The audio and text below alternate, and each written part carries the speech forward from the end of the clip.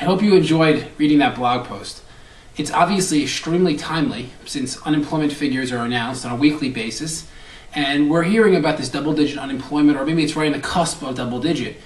But it's somewhat unsettling, I suppose, if you allow yourself to get caught in that environment. But ultimately, the question you need to ask yourself is, are you unemployed or are you wrongfully employed?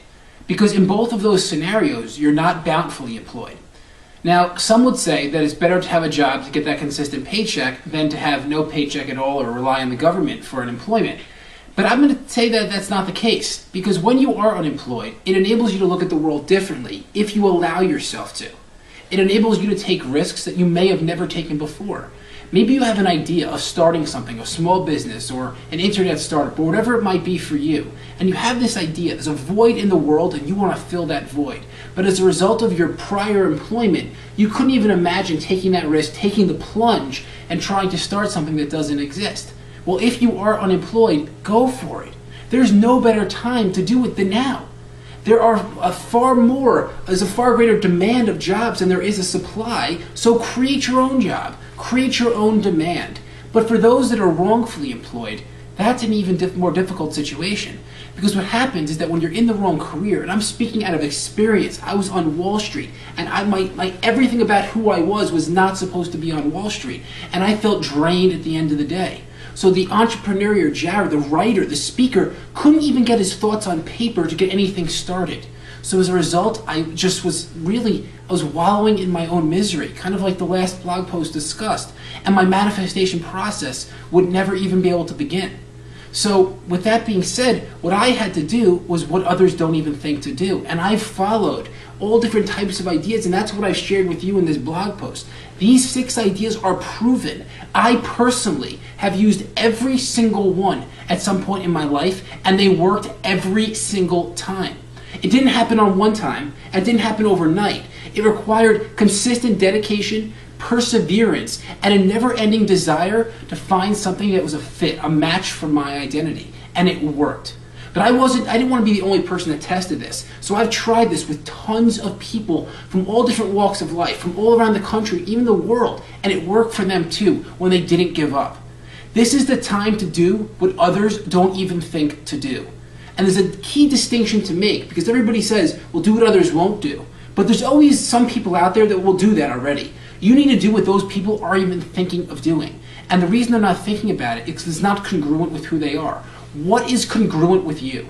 What do you desire out of your life in your career that will lead to be bountifully employed? That means that you wake up with purpose, you wake up with passion, and you wake up with determination to make something happen that day, to give your everything to whatever it is that you're doing. So if that is impossible to find while working for somebody else, then start your own company, start a small business, or do whatever it takes to make enough money to live the life that you want to lead. There's a really important concept. Make enough money to live the life that you want to lead.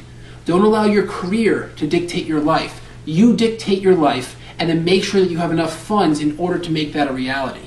In addition to that, I know that we've heard about this a lot, but some of the biggest and most powerful companies have been born on the eve of a recession. Well, I don't know what we want to call this, recession, depression, whatever it might be. Times are difficult, and there are many opportunities that are going to be born. As long as you get yourself out of that place where you're wallowing.